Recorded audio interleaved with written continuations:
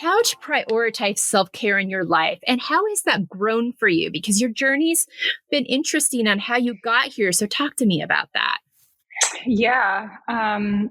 There's such an evolution for me in my self-care and my rituals and my habits because I'm a newer mom. I'm a pandemic mom. I became a mom right before the pandemic started. And that juggle, that newness in my life shifted everything for me. So how I prioritize self-care is being really intentional. First of all, making sure that I'm looking at my schedule and my time regularly to understand where I fit in, and also what my son needs, what my husband needs, and then what the greater community around me and my work needs. And I'm at a beautiful place in my life where I love my work, I'm passionate about it, and it all kind of melds together. So in a way, my work is part of my self-care, with limits and boundaries. Sure. I'm also an early riser, so make sure I get up before anybody else is in the house, and I spend time. I wake up first thing and do morning pages, which is a practice from Julia Cameron and The Artist's Way, writing 3 pages of free flow every single morning when I wake up, and that just kind of gets everything out that I need to get out to release my brain from that. And I have a regular prayer and meditation practice that I also ground my day with early in the day. And then I'll pray throughout the day. And what I'm learning, and I felt this yesterday, I needed to go for a hike in the morning after I dropped my little man off at school. And one of the things I'm working on in my self-care is not feeling guilty that a hike and that time for me is as powerful and important as sitting down and responding to emails and creating. And in fact, when I do that, it makes my creative process and my responses go faster. So that's a part that I'm good at and I'm getting better at. I love that you said that because one of the lessons that I've been walking out, even just lately, and I thought I'd gotten a grasp on it, is listening to my body each day. Mm-hmm. And what is my body telling me it needs? Because I will get out. I have a practice every morning. It's kind of similar to yours. I like a slow start to my day. I'm not a morning person by nature, but I also don't want to sleep. I like to get up and have that slow start. But then, then I'm on it. Then I'm doing the thing. But sometimes my body's like, you need to go for a walk right now. You need to do some yoga right now. You need to take 10 minutes to do a meditation right now. Mm-hmm. And so I love that you mentioned that because I think we get and sometimes not all of us have the luxury of being able to listen to our bodies in that way. Some of us have to go in and do the job when it's time. But, even on those days off where you're like, oh, I got to clean the house. I got to go to the grocery store. I got to, do all those things. Take that time to listen to your body. What is it telling you it needs? You're going to be a lot happier doing whatever it is you have to do if you take the time to do it. And it is going to free you up. So I'm so glad you mentioned that. So glad. Confidently setting boundaries. And you mentioned earlier you love your work. And I love my work too. But I'm finding even with this work, I have to set some boundaries in terms of, because I never want it to feel like it's not what I love to do. So talk to me about how you've worked that out. To put words to it, that's interesting, just to be able to put words to doing that, right? I think when you first said that, what it reminds me of is part of my story is that I had a major health crisis in my early 20s. And as a result of that experience, I really shifted my career. I left a career in finance and went into working for a nonprofit that I was really passionate about and believed in. And it was just kind of like, if this health issue was going to take my life or complicate my life for the rest of my life, I wanted to be doing work that I loved. Well, in that instance, I gave everything to that job then, and there were no boundaries.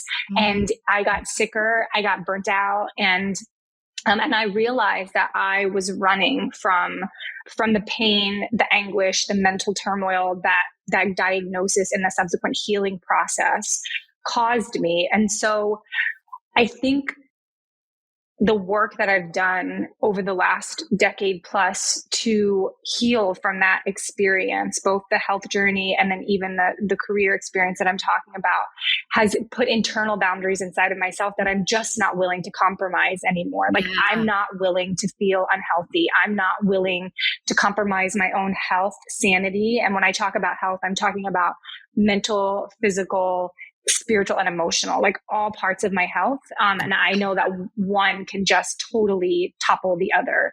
So I confidently have to set that within myself first with that intention, and know that like, no more, Sarah. This could be fun, but no more. And doesn't need to be done now. Doesn't need to be done by me. Doesn't need to be done immediately. Right. Right. And then, I even thought, as you were saying that about my son, and again, it comes back to intention. And he recently started a longer school experience, as I think so many mamas are experiencing this season. And I'm learning those boundaries of like, no, Sarah, you might love your work, but right now, this night when he gets home from school, like we're going to sit and intentionally play for 15 minutes before you make dinner. And that's a boundary within myself of like, yeah, this is what aligns with my deepest truth and my dreams. And so I take that time, even though I love spending time with him, right? I love it. Right. And it's like my greatest joy, but also I have to put boundaries, and then the boundaries around that, right? Notice I didn't say I'm going to play with him for an hour. I'm going to play with him for 15 minutes. And we have this fun little timer that we set in his playroom now. And he knows that we're going to have 15 minutes of family time after school, and we're all going to sit down and intentionally play. And that's enough. That's where my confident boundaries come in, is learning over time the value of it being enough. It's enough. Each part is enough. I think that's great. You said two really important things. There are a lot of important things, but intention. One, we can talk about boundaries till, the cows come home. But if we don't have an intention behind it, and then you've communicated that, your child understands that this is what we're going to do and how long we're going to do it. So you've set the expectation, you've communicated that clearly, because until we have it with intent and we communicate those things clearly, they're not going to hold. And it's too easy to not do them, because you can talk about all the boundaries you want to set all day long, but when it comes time to actually communicate them and put intention behind them, that becomes a whole other thing. And that's not always easy. But yeah, I think those two things that you mentioned, they're so, so important to remember. Taking care of our emotional health as much as our physical health. How has that looked for you? What are some practices you use to process your emotions in a healthy way so they don't show up in your body? Because like you dealt with a major illness early in your life, and that is not expected. I mean, talk to me about that then, and how it's formed how you are now. Yeah. Can you repeat the question one more time? Yeah. How do you taking care of your emotional health as much as your physical health, and some practices that you use to process your emotions in a healthy way so they're not stored up in your body and showing up in other ways? Yeah. Okay. I knew it was so important, and I was so connected with you. That's why I needed to hear it again, because it really matters. This question really matters. And what I will say is, this is how I know. This is an example. So as we've alluded to several times, when I was 26 years old, I was diagnosed with a very rare sarcoma called desmoid tumor in my abdominal wall. And I had surgeries to have the tumor removed very quickly, diagnosis to surgery to quote unquote recovery or healing, which did not look like recovery or healing for me. And at the time I was a runner. That's how I dealt with life. I'm also in recovery from an eating disorder, which I think is really important to this conversation too, which is something that I was able to understand through this health journey that I'm talking about right now. Sure. So I did not know that at the time. I did not know that when I went into the doctor's office and I got the diagnosis. I did not know that when I went into surgery. And I didn't even know it when 6 weeks post-surgery, which was major surgery, I found a way to take these Velcro bands that I was given through my surgery and wrap them tighter around my belly so I could go for a run. Because I wanted to be healthy. I wanted to try to train for a half marathon. I wanted to be better. I wanted to prove to myself that I was better. And I would go running. I would use those bands to tightly put on. Like I said before, at the time I was working in finance, so that I could go into work and sit and be. That is my physical health. I got very sick. I did not heal well. and I was in pain, right? Chronic pain. Right. But what was really happening as I allowed myself in the subsequent months and years to unwind is that I didn't know how to deal with discomfort. I didn't know how to deal with the grief that getting that kind of diagnosis gave me. I didn't know how to deal with the anxiety of getting that kind of, and I didn't know how to deal with people telling me that what I was saying was wrong with my body actually wasn't wrong, because I was told then in the subsequent healing process that it was in my head, that there was nothing wrong with my body anymore, that it was all in my head, and that I just needed to be put on antidepressants and anti-anxiety to deal with that, which was the clear sign for me to fire those doctors and choose to go elsewhere. Yes.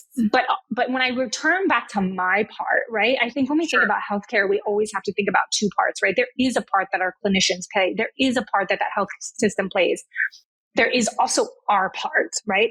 And my part in that was unwinding and figuring out in very complex, complicated, and very simple ways that I did not know how to deal with the emotional aspects of what I was going through. And yes, I was young, and yes, it was complicated, but I also I wasn't resourced to figure out how to process.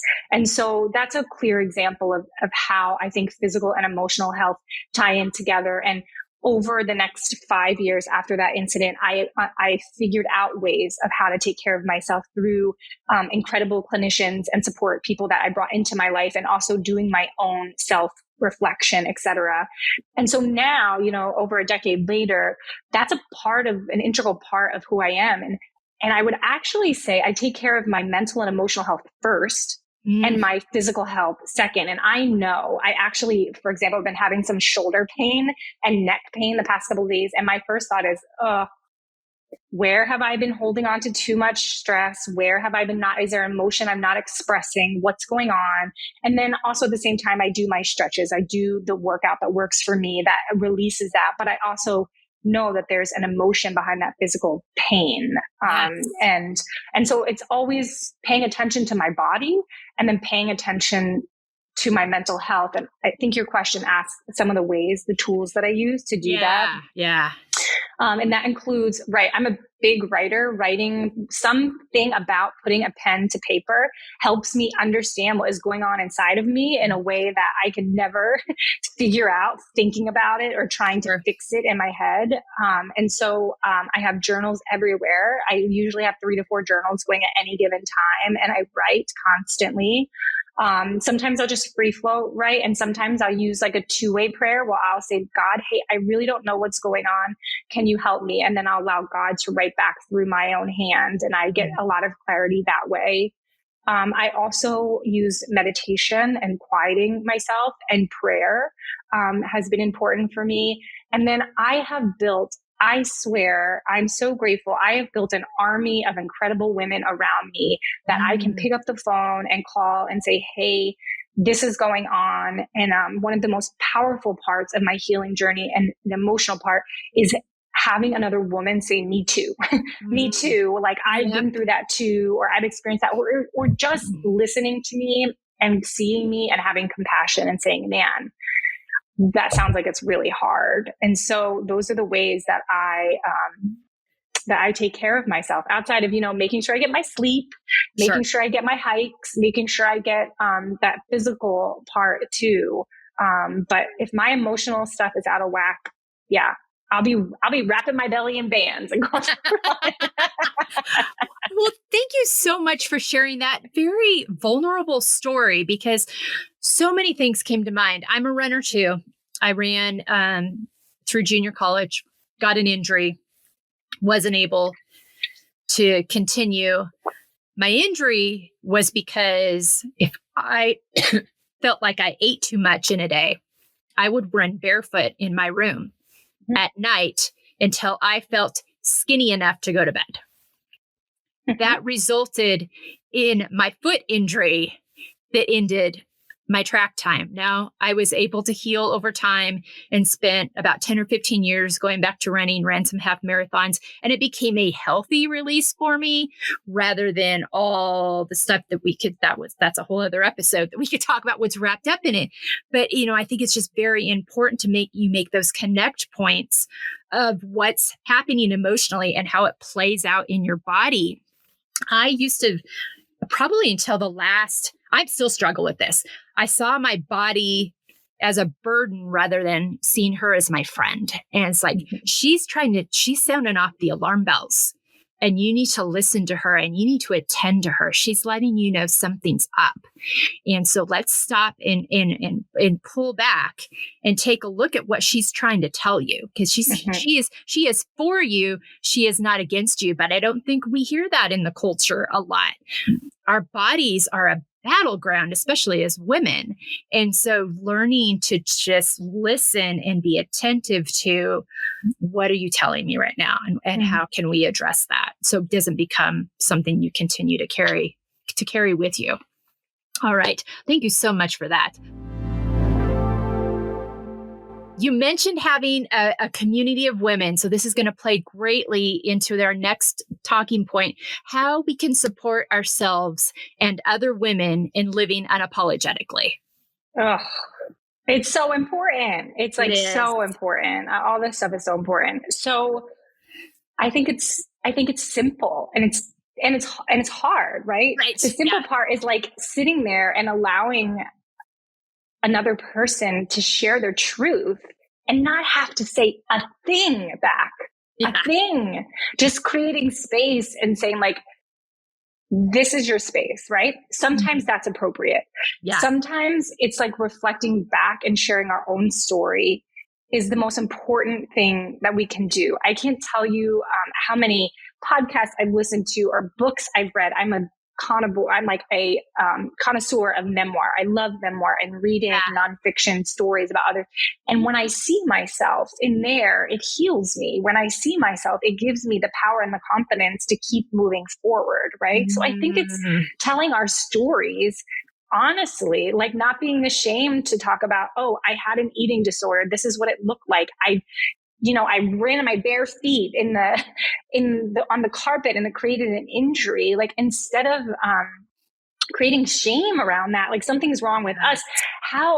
There's so many stories I told myself about the things that were wrong with me for the way that I felt about my body. But what about the societal messages I was getting about how I needed to look, behave, and act to be okay as a woman here? So like, let's call that out and let's like talk about it, right? Let's be honest and start internalizing what is external. So I think creating that space for each other to be able to tell our stories and to believe each other. And to just affirm and validate and not have to fix. I'm so grateful for my girlfriends that don't have to fix me. They just get to hear me and they get to reflect back. And then I love hearing their vulnerability and their stories. It sets us all free. It does. And it allows us to understand ourselves.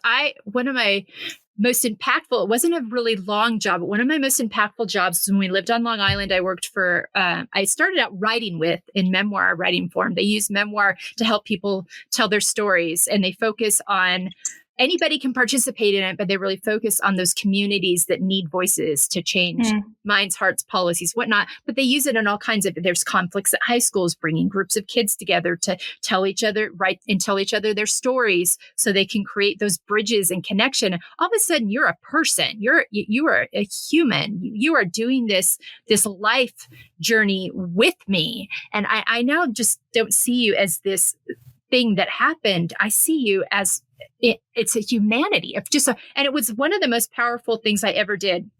It helped me start my own healing journey. And I did, because I wrote about 18 chapters of just my own story. But then I got to hear other women's stories of all ages, and women and men. There was a lot of women in my particular cohort where I started writing, and then I was able to become a facilitator for a while and helped middle school girls tell their stories. How beautiful. It's one of the most impactful things I've ever done. It changed my whole life. It changed the way I see other women. It changed the way I see women from disadvantaged backgrounds, immigrant women.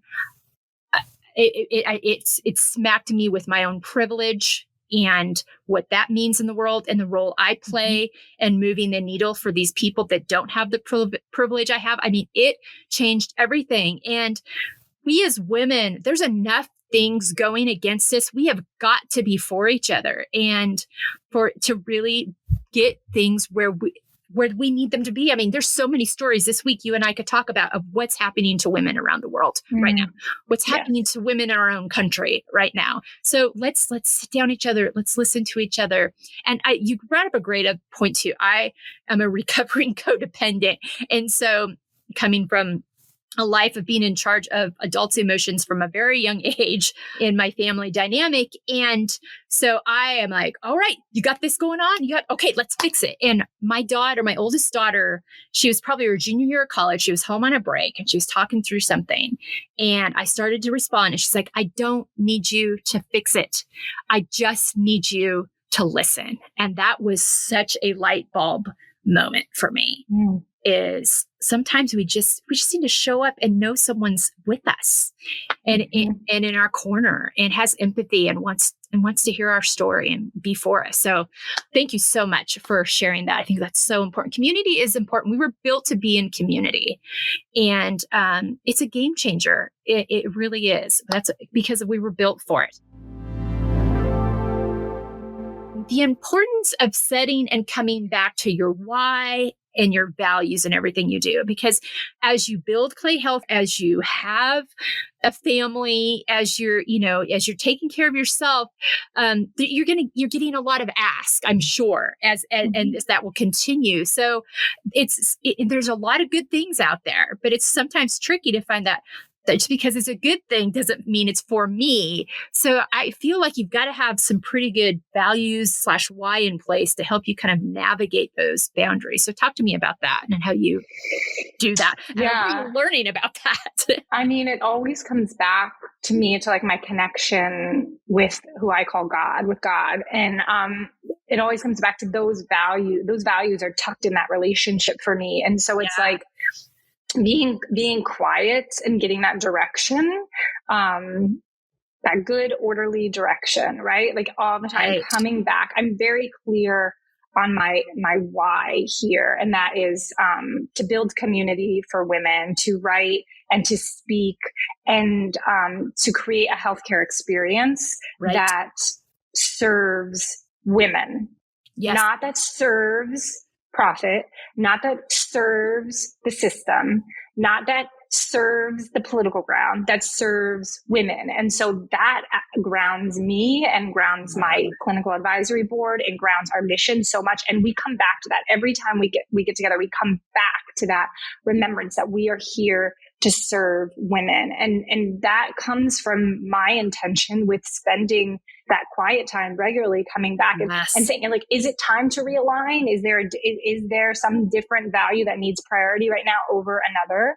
And no, not today. In different seasons there was for me. And matter of fact, a recent season during the pandemic, I'm one of the 2 million women that had to take a break in the career to be the sole caregiver for my son. And let me tell you, Melissa, that was a surrender every single day, but being very clear that the only way I can serve is to be sure that my family is taken care of. And that part of my health experience is that because of those surgeries that I talked about in my 20s and some subsequent follow-up care that I haven't talked about, I was told before I was 27 years old that I would never be able to have children. And so this baby is a miracle. And so reprioritizing right at that time, those values of being like, this little guy is a gift to me. And also Clay is a gift to me. And it's very important, and trusting that it's all there and that there is enough. There is enough, and in the right time, there'll always be enough.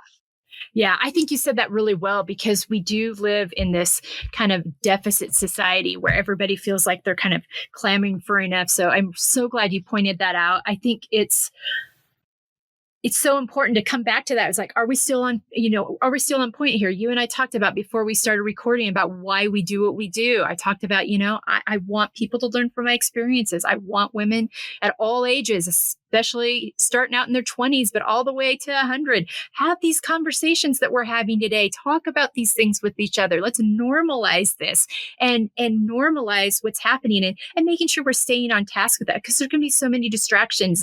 When people hear about what you want to do, they're like, oh, everybody's got an idea and everybody's got a, and it's like, okay, but is that true to the mission? Do I still feel like I'm having a conversation and taking material out to the world that feels aligned with me and what called me, my inner knowing and my spirit to direct me to this? And we've mentioned it earlier.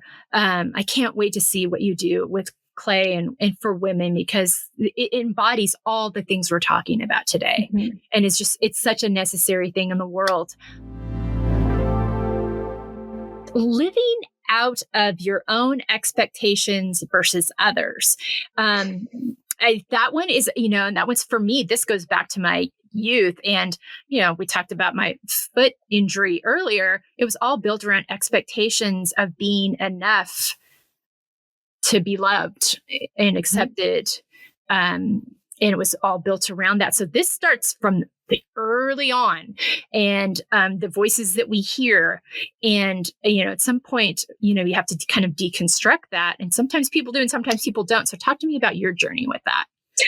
Oh, so it makes me laugh, right? It's so funny, but it's not, right. It's complex, right? Yeah. When you ask me that, it makes me think about, early in my career, after I graduated from college, I went into finance. I hated finance in college. I did not want to work in that industry, but I thought that getting a great job, making good money, having a good salary and a good title and climbing that ladder was going to give me everything that I wanted, right?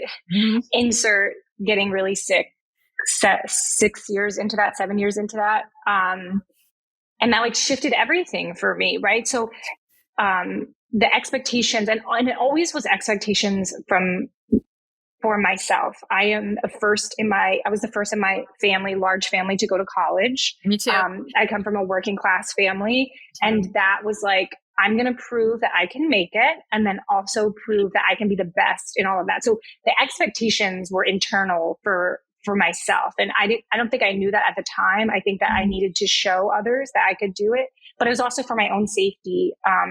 In my head, it was for my own safety. I needed to be able to get out and take care of myself, to feel safe, to feel grounded, to feel free. Right. Yeah. And then when the health challenge came, it really shifted things for me, because like I said, I left at that time and went into the nonprofit role, which was an organization that I loved. I loved the mission. I loved the values. We established running programs in homeless shelters. And I found myself in the men and women that I got to serve in these homeless shelters and in my running.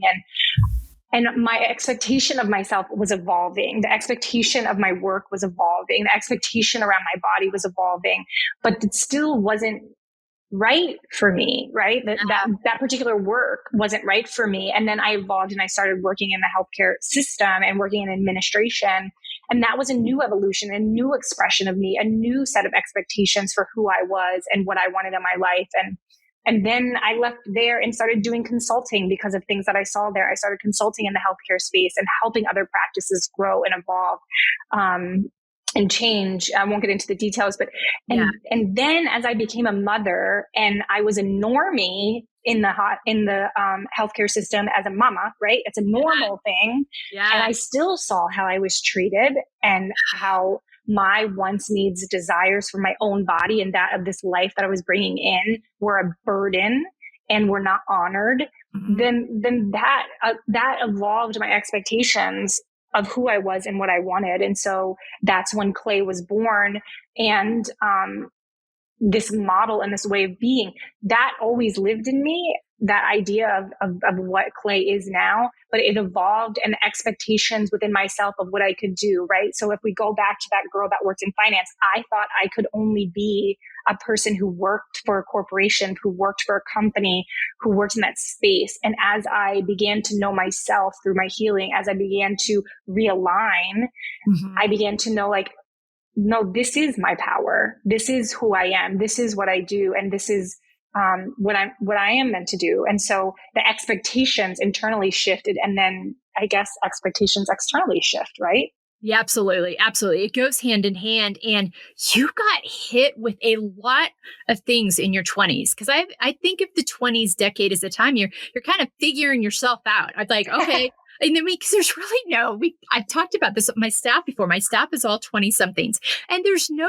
like transition, like you graduate from college, all right, go out in the world and be productive. I mean, it's just and so then you're like kind of feeling your way and finding your way, which is in itself its own journey. And then you got just thrown into all these other things.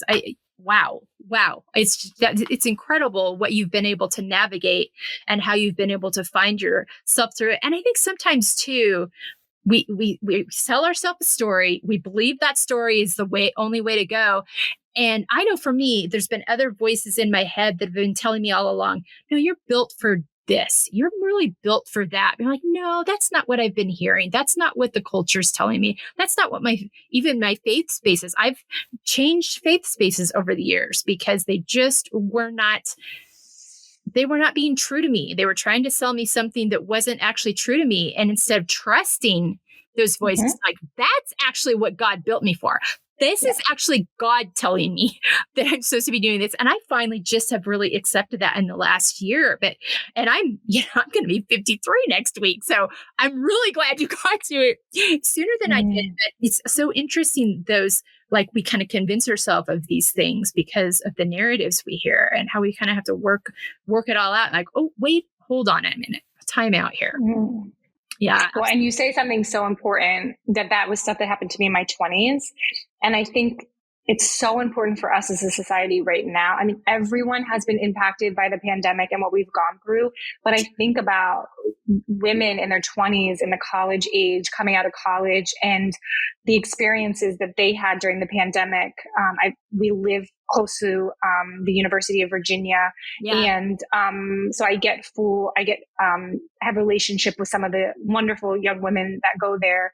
And we need to be holding their hands right now. We need to be asking them how they feel. We need to be talking to them about how to resource, how to process the grief, the resentment, the anger, whatever it is that they've experienced in this process. And some of them, all of us, I believe, will not totally be able to access that for potentially months and years to come. And we talk about that at Clay a lot. How can we be a net in the coming years for the crises that will come after we're out of the acute time, right? And so I think of women in their 20s and how under-resourced I was to go through a traumatic change like that.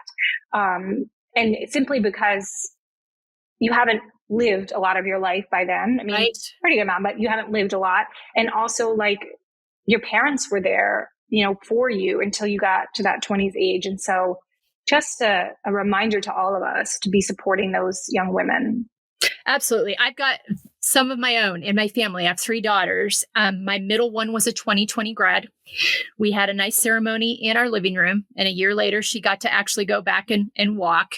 But even then, it was still pandemic. So it was a very different experience. And then my youngest was right in the middle of college.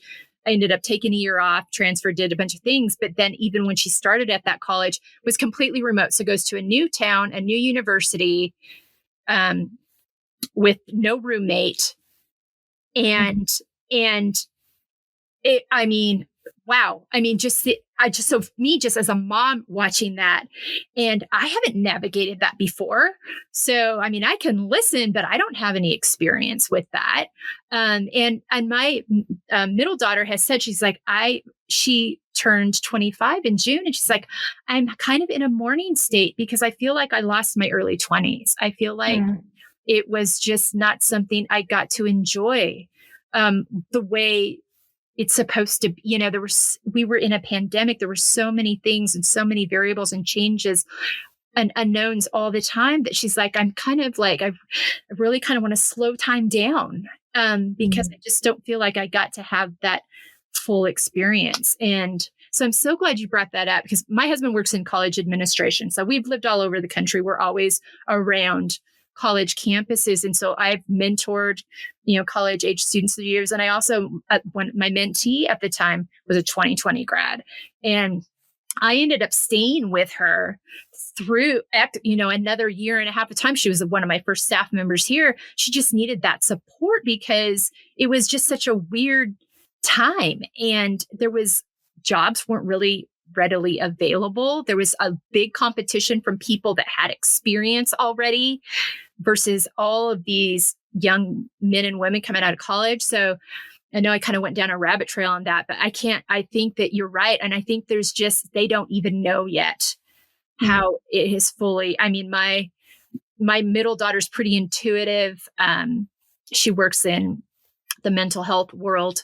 And so she's just very intuitive to her feelings and emotions and what she's experiencing anyway.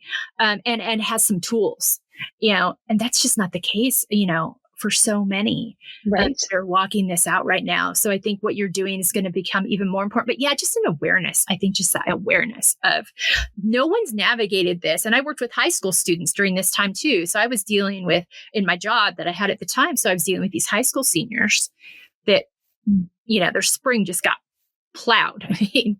No prom, and no like regular graduation, this whole like celebration. And then they were going to start college in the fall remotely. And a ton of them decided just to take a gap year because it just wasn't how they wanted to start their experience. And I feel like that's its own episode almost, but very true. But it's so, so important. And so I think for them, as they walk this out and figure this out and figure out, siphoning out, expectations, are going to have to define those in their own way because no one's walked this out before. And so hopefully that takes some pressure off. But yeah, it's going to be really interesting over the next 10 years to see what plays out for all these people that have walked through this really unique, scary, mind-opening, I don't know, so many things, time, because we're in a time too that as a nation, there's so much going on. And then you add in just what you have going on in your own person. And so much there that we could talk about. So ladies, people that are listening, remember these talking points. Have these conversations with your girlfriends. Have these conversations with your sisters and your moms and your therapists and your friends, because it's gonna be important, and we need each other. Accepting the layered aspects of ourselves, and that's we live in a world today where we can kind of post all the highlights, but as you go through and have life experiences, obviously we don't get everything right. Obviously, you've talked a lot about your journey, what you've learned. So talk about, and even the experiences that are hard, that sucked, and accepting that as part of who you are. Talk about accepting those layered aspects of yourself. Wow. Which layer? Where do I begin? I think when I started unraveling the layers, right? It showed up for me as physical ailment, right? Mm-hmm. And there's a lot of, I have to be careful when I talk about this because there's a lot of ways this could be interpreted. I don't believe that I caused a tumor in my body, right? Absolutely. I don't believe that was something that I did, but the curiosity opening up of why did that happen in my body at that time in that way? And the unwinding of that, right? That unwound the layers of first being able to see what I shared earlier, that there was a distorted relationship between myself and food, myself and exercise, myself and my body, right? And just to be totally clear, if you would know me and see that version of my life and that phase of my life, what I was doing is totally societally accepted. Okay. Yeah. Totally. My girlfriends were running with me. My girlfriends were doing things with food that I did.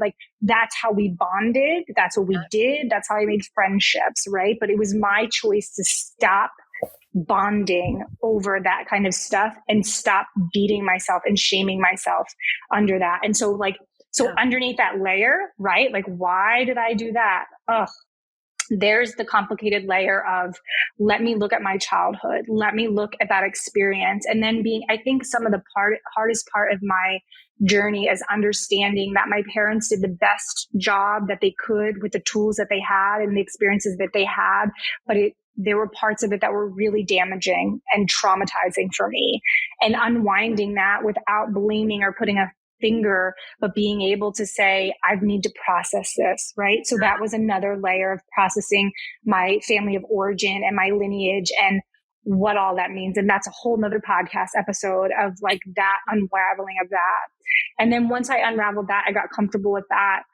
It took about a decade for me to be able to unravel a memory of a sexual abuse experience that happened to me in my very young years. And that's another layer that wasn't even accessible to me until years and years of unwinding and years of exploring and understanding. And I've come to know from other women now that I talk about it and now that I've unraveled it, that that's a very common experience that we have to unravel to get to that place. And then once you unravel that, that's like a big thing to deal with and to go through. Like, do I believe myself? Do other people believe me? What happened? What happens if I never have full memory and I only have body memory, right? What happens if that only happens? And so that's another layer that you just unwind. And then like, gosh, doesn't this beautiful gift of being given children just unwind a whole other layer? And I think for me, that layer was this idea that, I would never be able to have children and being told that and then choosing to believe that and then unbelieving that and then dealing with the fallout. And again, the connection between the body and the emotional health. When I was pregnant, there were bouts with anxiety that were very hard because my belly remembered that it was traumatized, that it was told that it would never carry this baby, that it went through all of these things. And so then emotionally, I got to process that, right? And so there's just layers of all of that. And let me just tell you the honest truth. I'm telling you the very brief, kind of color-coded parts of those. There's like a lot of deep, dirty, messy ugliness under each one of those layers that I think is so beautifully important for us to all talk about and share and be honest, because again, it gives us freedom to say, this is the layers. And so I'm still uncovering the layers right now. I've heard you say multiple times today about codependency. I'm unraveling the layer of codependency. And what does that mean? And what did that look like in my life? And how have I healed it? And what other parts of it do I need to heal? There's just layers to it, right? Absolutely. Complete and other layers to all of us. Yeah. I think the key for me in unraveling the layers has been one, just accepting them as this is my life. And also, kind of just allowing myself the freedom of that, removing the shame, but being willing to continue to be a learner and not have this, because the biggest thing I've run into is I am a timeline person. We're going to do this and we're going to do it by here. We're going to do it well, and then it's going to be done. And so, taking the timeline off of that and understanding there will continue to be layers that we unravel throughout our life because different experiences will bring different things up. And you mentioned having children. I mean, a whole other layer came up for both my husband and I, because we both came from backgrounds that had trauma in them, and what got exposed in that. And that whole like idea that our parents did the best they could. It also did a lot of damage. Both things can be true. And I think it's that accepting of multiple truths. It's just not this black and white. There's nuances within that. And that we as parents, as much as we did work, we did, same thing, did the best we could. Girls are still in therapy, and that's okay. And then me learning to be okay with that. And learning to not be defensive about that. And a process and just continuing to unravel the layers. So thank you for your openness about that, because I think it's so important. They're going to, and that's it's who it makes us who we are. I mean, because you and I would not be sitting, not that we, I want to state this. I do not believe that every bad experience is like, oh, that was meant to teach you something. Sometimes life just sucks and bad things happen. At the same time, without those experiences, you and I wouldn't be sitting here having this conversation today and telling other women, okay, come along with this here. We're going to do this differently. We're going to do this better, and we're going to be healthier for it. And we want you to come on this journey with us. So I think You that's, know what you just made me think of that I think is important to talk about right here is one of the things that really bothered me and why I started going on this emotional health journey, if we can call it that, and talking about it is because I came out of this journey with my sarcoma and, I was getting podcast interviews and people were asking me to talk, and I created this event, and I was constantly being called inspiring and being told that that I was so brave. And there was something that stuck with me that felt so inappropriate about that. I don't have words for that. And it's like nails on a chalkboard when people say that about women who've experienced I don't know. It drives me nuts. Yeah. What I find the most inspiring thing is when I hear women talk about this, they talk about their emotional health, they talk about the trauma when they come, but our society doesn't reward that, right? No. We're not inspiring. It's not what, and for me, it's like, yes, that is the fact that I could go in for a surgery. Yes, I'm not taking away that having surgeries, going through any kind of treatment is not really hard, really hard. Yeah. But what inspires me, what creates lasting change, what trickles is being able to have conversations about the emotional health. That is inspiring. And I just had to say that. It just bothered me when I constantly got that reaction. What was inspiring about me having a medical challenge, physical, and then I'm off my soapbox. It bothers me. I'm so glad you said that. I think you've said a million important things today. That's so important to do. It's like, there's nothing, in my opinion, based on my experience, and if I'd had started having these conversations 30 years ago and felt safe to do so, there's nothing more important than that, to creating these safe spaces and taking off the shame and the performance and the expectation. And it's like, we gotta trudge this out together, but let's give each other some tools to do that with, so that we can do it, the best way possible. And because life is messy and life is hard and it throws you curveballs that nothing prepares you for. So let's do this. Let's walk hand in hand and do this together with some tools that are going to make it like we feel supported when we're in it, when we're in the fire, and when we're out of the fire, we're there showing up for others. I think that's so important. So thank you so much for sharing that.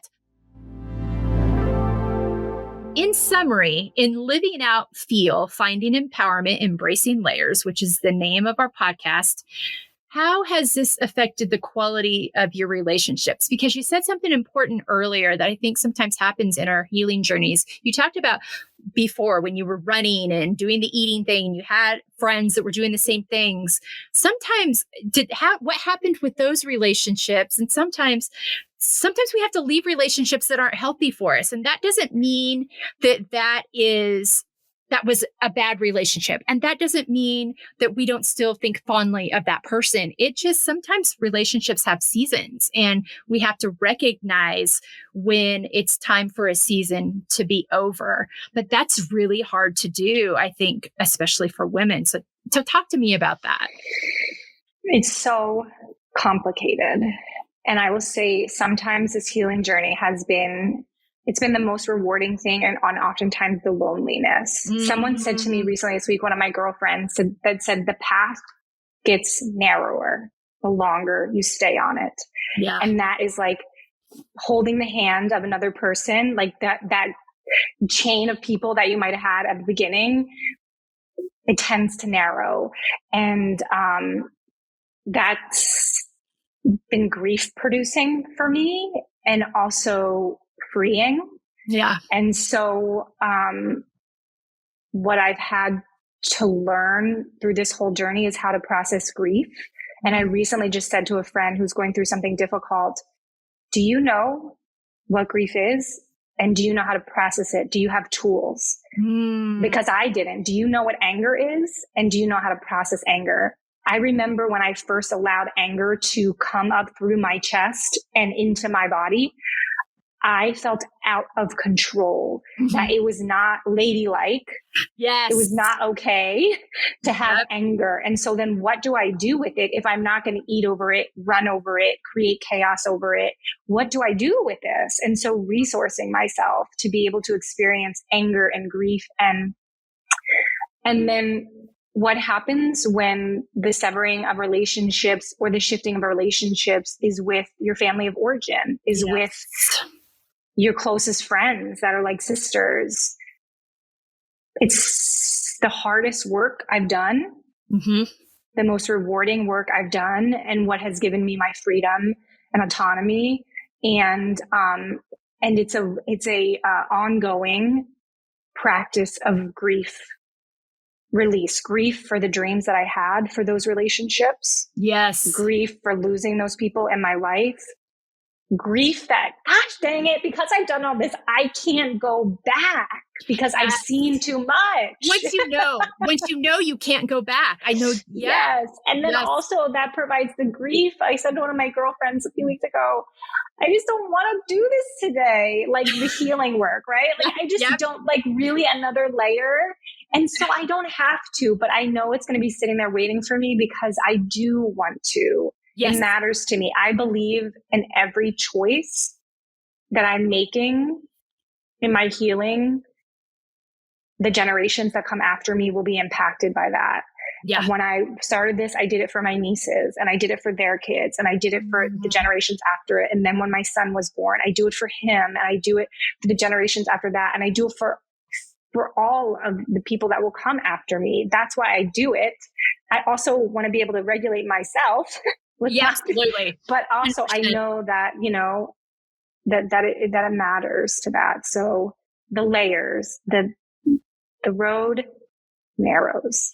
It does. It absolutely does. You said that's, and I was nodding my head vigorously. People can't see me right now because I know that road. I in my own journey have done that road and am in process of doing that road in so many ways and releasing the need to explain yourself to people that they just aren't in a space to understand it. And that I don't need to justify healing and that I don't need to justify what is the healthiest, best thing for me.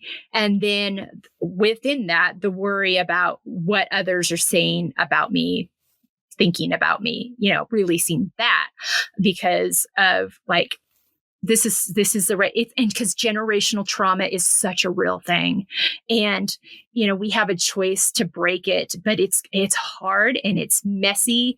And my therapist told me about 6 months ago, she's like, you have apologized to people that you're angry about and have grief with, but you never process, because I've apologized, but I don't feel like I apologize. She's like, you never process the grief. You never process the anger. You never process the sadness. You weren't allowed to sit in that because you were told those were bad emotions. And there are no bad emotions. God gave us emotions. Emotions are signals that something's going on that we need to deal with. And we have a choice in how we respond to that. And that it can become ugly if we don't process them and respond to them in a healthy way. And so she's like, I want you to go to like, what's it called? Like a anger room, or there's some kind of a room where you can just go and throw things and beat things against the wall. She's like, put pictures up that get your attention. Beat them with a pillow. Let it all out. That's not bad. That's not unladylike. That's not a sin. You got to let it out of your body. And I learned that in the last year. But it was so powerful because it was a layer I could not pull back and I could not heal from until I did that. And if you aren't willing to do the work with each layer, you'll stunt your own growth and your own ability to continue to evolve and learn more about yourself. And it's hard. It sucks. It's the most important and freeing thing I've ever done. It is the most difficult and painful thing I've ever done simultaneously. So I hear you on all those fronts. And I hope that again, let's talk about this, ladies, and let's talk about these things and quit carrying this baggage, because literally anytime I deal with a layer in some way, I feel lighter. I don't, I don't look different on the scale, but I physically feel lighter. I am 10 times less. I carry my stress in just my chest, my upper body, like just feels heavy and tight and just heavy. And that's where I carry it. And I am so much less heavy now than I was when I started this work 3 years ago. I really started it, like really intentionally, started it, but it takes time and patience, and it's all the things. It's the greatest thing you'll ever do. And it's the hardest thing you'll ever do. And it'll break your heart and make you smile all in the same day. Well said. Absolutely. Rapid fire. We're down to the rapid fire at the end. Name 5 activities that nourish you. Writing, hiking. I have this fabulous trail in Charlottesville, that Monticello. It's my favorite hiking trail. Yeah. Talking with my girlfriends. I love having a good cup of tea with my girlfriends. Coloring with ink pens. Oh, I love to color with ink pens while I'm listening to like a podcast, doing something with my hands, and reading. I love reading. Yeah. Oh, great. I love the coloring part. I have colorers in my family, and they just love a good coloring book to sit down. I love it. Yeah. Yeah. It kind of brings out that playful side. All right. 5 words on how you want to feel the next 6 months. Abundant, confidence, connected, grounded, grateful. Oh, so good. So good. Well, Sera, thank you so much. This was I've been so excited for this conversation since you agreed to have it with me, and it exceeded all of my expectations. So thank you so much for your willingness to share. I'm so excited continue to watch your journey. Audience, you just are going to want to please make sure you check out the show notes, check out the resources. We'll be promoting them on our social media as this episode drops. Bring your notebook and paper. You probably want to listen to this a couple of times. There's so many great nuggets in it. But Sera, thank you for your time today. I so appreciate all you're doing in the world, and the difference maker this is going to be for women. And so happy that you have your precious, precious child. What a gift in life's crazy chaos. We get these gifts, and what a wonderful gift that is. Yes. Well, thank you for creating this space, Melissa, for allowing the conversation to happen and for giving this space. And thanks to the listeners that are interested in these type of topics and are willing to be curious and engage and hear. It's so wonderful to be surrounded by, that type of community. Thank you so much. Curious is my word for the year. Curiosity. And that's the word that really hit me. And so keep being curious. That's our note we're going to leave you on today.